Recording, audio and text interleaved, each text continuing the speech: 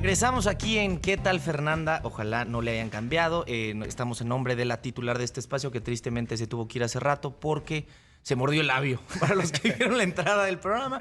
Entonces, mi querido Emilio, le damos la bienvenida al queridísimo maestro Trueba. ¿Cómo Maestro amaneciste? José Luis ¿Cómo Trueba. estás? ¿Qué onda? ¿Qué transita por sus venas? Pura sangre, man. Pura sangre. Yo quisiera que transitara azúcar. Pero pues sería muy dulce, ¿no? Eso quisiera. Imagínate las lambidas que me darían. Se antoja, ¿no? Sí se antoja. Ya es viernes, ya. Es viernes. Ya es se día puede de decir. lambida. No sé, pero bueno. Arránquese. Arráncome. Desembuche. Desembucho. Chante la charola. Chante. Fíjate que la semana pasada quedamos que hoy íbamos a hablar del caló. Del caló Del en caliche. México. Del caliche y su Del caliche transformación, en ¿no? México. Es más, piénsenlo y de una manera muy fácil. Todos fuera de esta ciudad nos reconocen luego, luego. Porque por mejor condición social, educación o lo que sea, hablamos cantadito. Es decir, todavía seguimos hablando como el Víctor. Mi duda es, ¿por qué hablamos así? No tengo la menor idea, pero lo que sí yo recuerdo es que yo tenía familia en Guadalajara y cuando era niño me acuerdo que íbamos a visitarla y una de las cosas que decían y nos comentaban los primos, tíos, hermanos, toda la banda de allá, eso. Decían, es que a ustedes se les reconoce por el tonito de voz, porque cuando hablan cantan. Sí. Pero además ellos, los de Guadalajara, es que a ustedes se les conoce por el tono de voz. Es que hablan así como cantadito. Y dices tú, pero sí, bueno, pero es más notorio aquí en la Ciudad de México, ¿no? Aquí en la ciudad no lo oímos, yo no se los oigo a ustedes y ustedes no me oyen el cantadito. Y sin embargo lo tenemos. Voy a proponerles una hipótesis de por qué aprendimos a cantar el idioma. Ahí les va. Imagínense que estamos en 1940. Es decir, ninguno de los que aquí están ni a Proyecto Erótico llegaba. En 1940, la ciudad cambió brutalmente y con una velocidad asombrosa. Aquella ciudad pequeña, la de México, de repente creció y crece por la gente que llega de todos lados. Me da igual si llegan de Guadalajara o de Monterrey o de San Pedro de las Mazorcas. ¿Qué le da paso a la bienvenida a todas estas personas? O sea, ¿por qué de repente? ¿Qué pasó de 1939 a 1940? Pues nos dio por la industria. La industrialización de la ciudad. Okay. Es decir, es la época que crece toda la zona de Vallejo llena de fábricas, que Naucalpan se empieza a poblar de fábricas. Es una ciudad que pasa de ser un lugar donde había comercio y servicio a un lugar donde hay una gran industria. Hoy ya casi nada de eso queda. Cuando llegan todos estos migrantes, pues la cosa está de la riata, dicho técnicamente. ¿Por qué está de la riata? No, imagínense que ustedes llegan, vienen ahí de San Juango de las Campanas y llegan a la Ciudad de México. Y no llegan así con una posición económica buena. Al contrario, llegan con ganas de buscar chamba para matarse el hambre que traen atrasada. Y no van a ir a vivir a una colonia nice. No van a ir a los highs, es decir, a los Chapultepec Highs, que era Polanco, se convertirá en Polanco, ni a las Highs, que se convertirá en las Lomas. Ustedes van a ir a dar a Indianilla, al centro, a estos lugares pobretones. Y cuando llegan ahí, perdón que se los notifique, tan jodidos. Porque llegas a una ciudad nueva, a una ciudad en crecimiento brutal y sin redes sociales que te apoyen. No hay que te apoye. Era tocar puertas. Pues sí, pero hay algo mejor que tocar puertas. Ponerse a bailar en la calle. No, la cuatitud. La cuatitud nos salva. Entonces tú llegas a vivir una vecindad y la mejor manera de conseguir chamba, apoyo, fiado y aprender a moverte en la ciudad es hacerte cuate del de al lado o de la de al lado. o andarle dando sus arrimones a la del 7.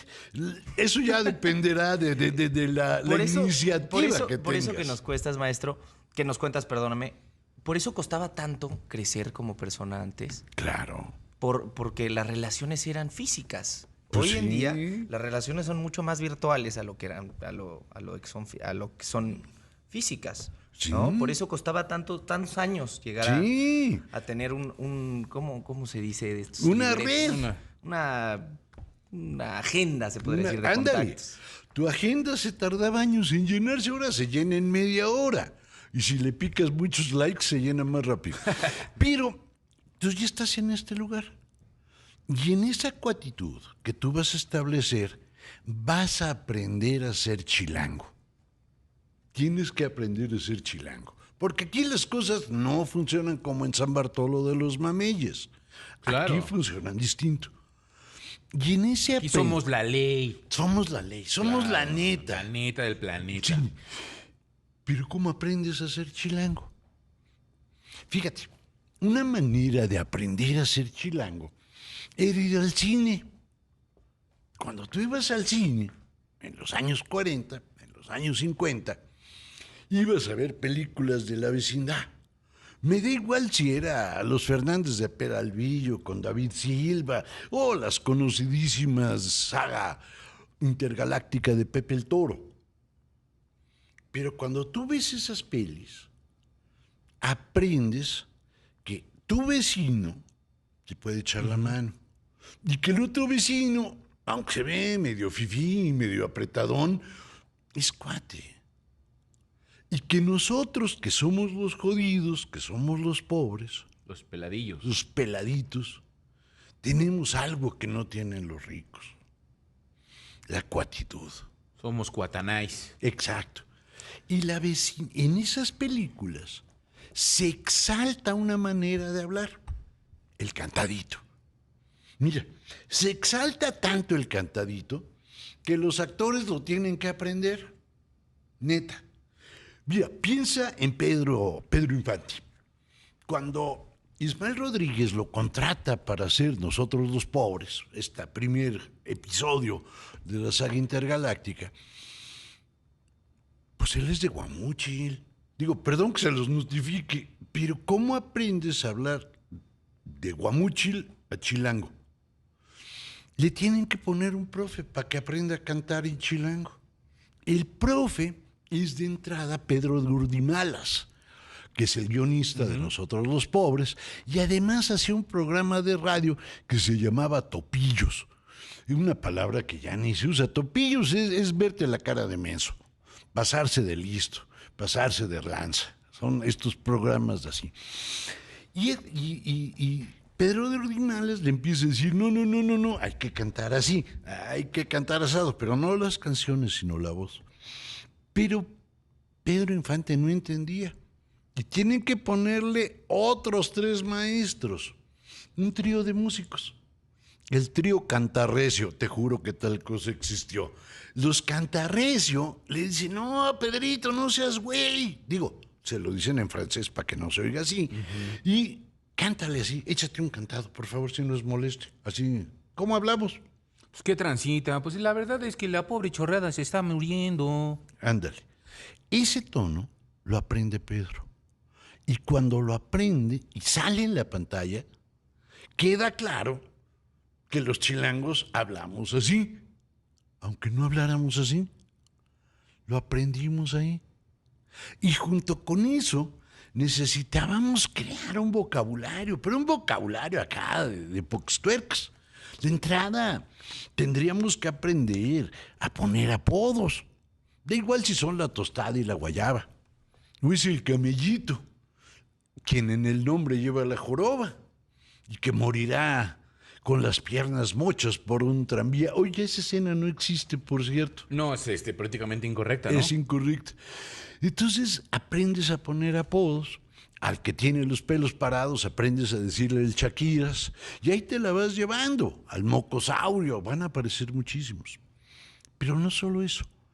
Hay otra pedagogía que es crucial. Lo que no aprendes en el cine, lo aprendes en los cómics. Es la época de Gilemón, Metralla y Bomba. Ah, ¿verdad?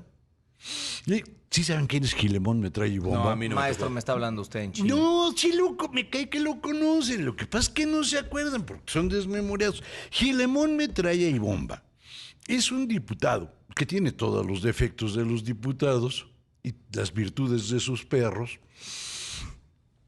que dibujaba Gabriel Vargas. Ok, ahí nos quedamos. Vamos a ir a la pausa y ahorita regresamos y vamos con esto. Que por cierto, decirles que esto de Topillo, Topillo Tapas era nada más y nada menos el inicio del hombre que usó el caló más extraño del mundo, que es Tintán. Tintán. Esta película es una obra maestra del caló. Igual que nosotros los pobres, igual que los Fernández de Peralvillo. Esta de Lástima de Ropa, que es de Mauricio Garcés, los inicios de Mauricio Garcés, traen un caló brutal. Brutal.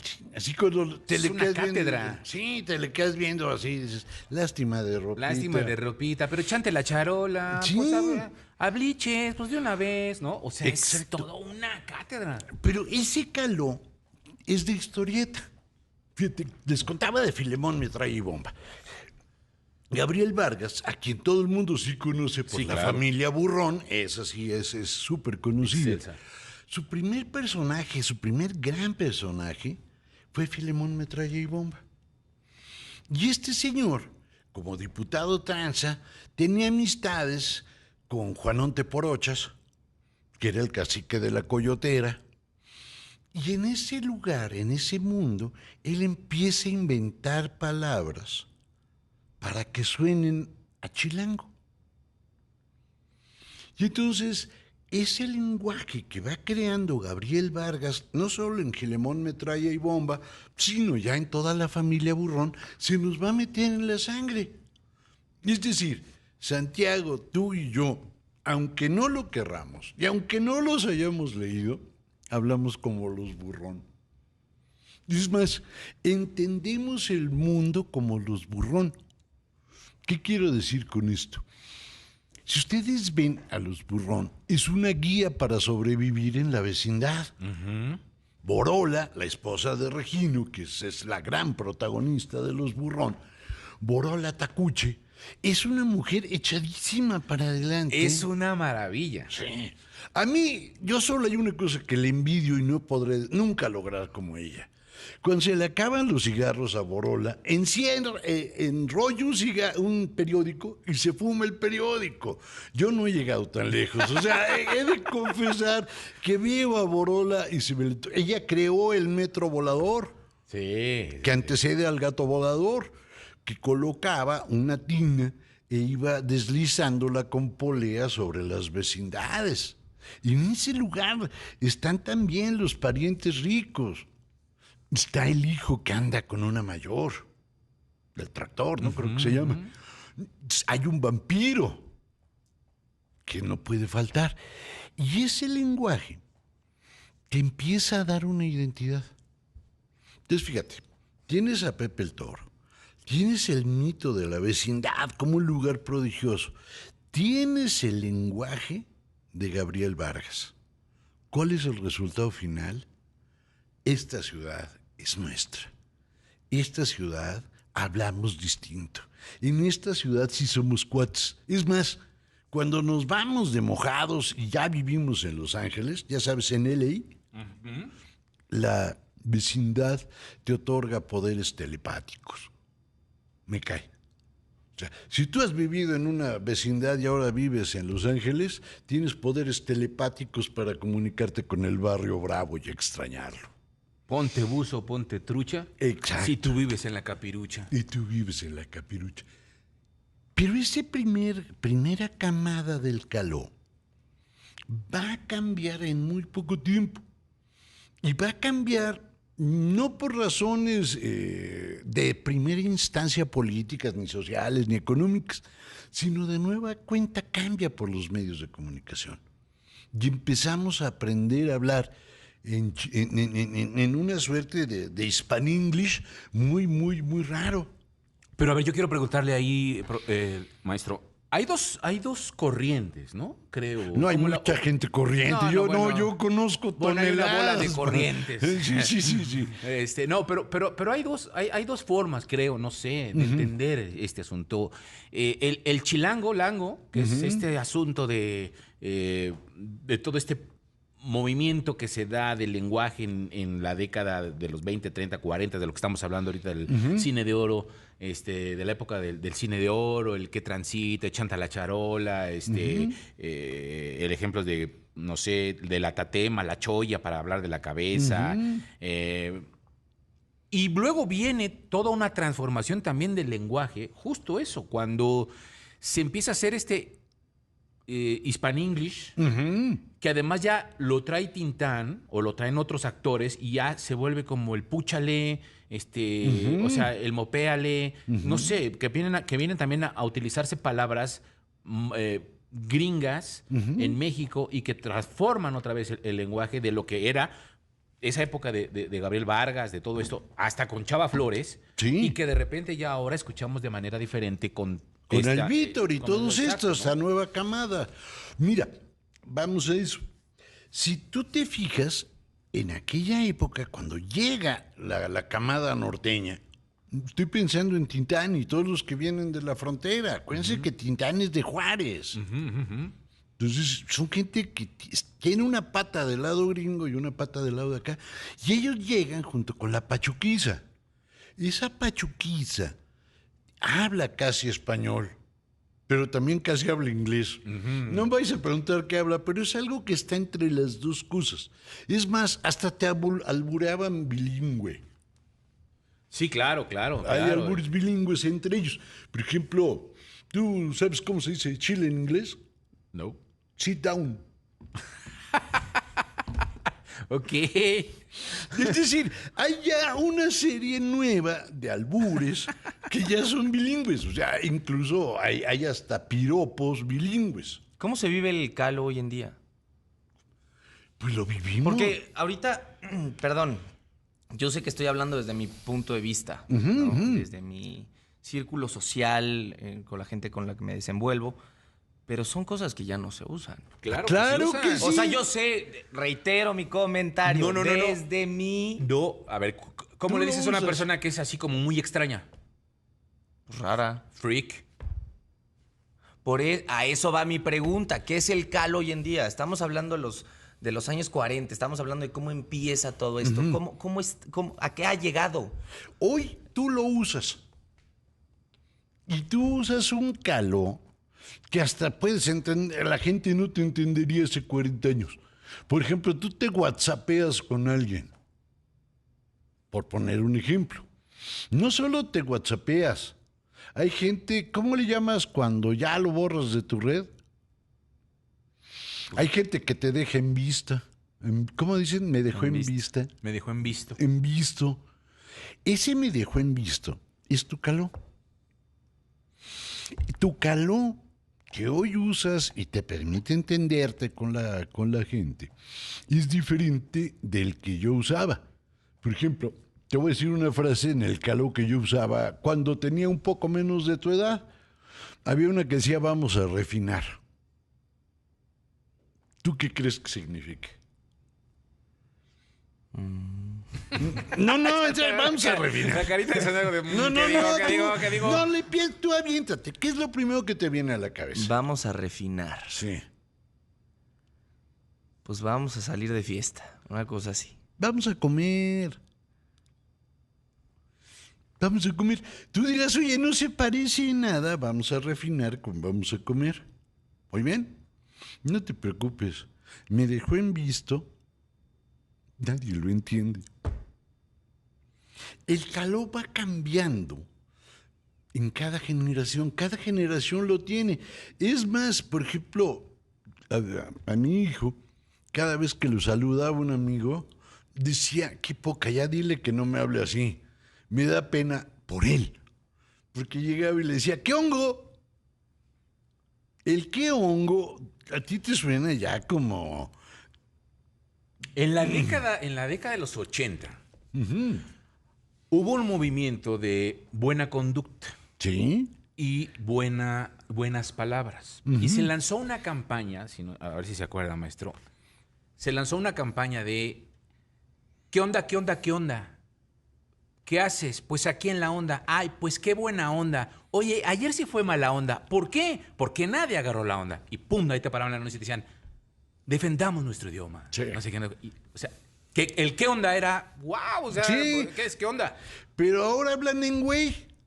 ¿Qué hago, güey? ¿Cómo estás, güey? A toda madre, güey. Ay, ¿Qué no me onda, digas güey? que el güey no se usaba desde Sí. hace mucho tiempo. No, es muy reciente. Todos estos lenguajes forman un caló que ha ido cambiando.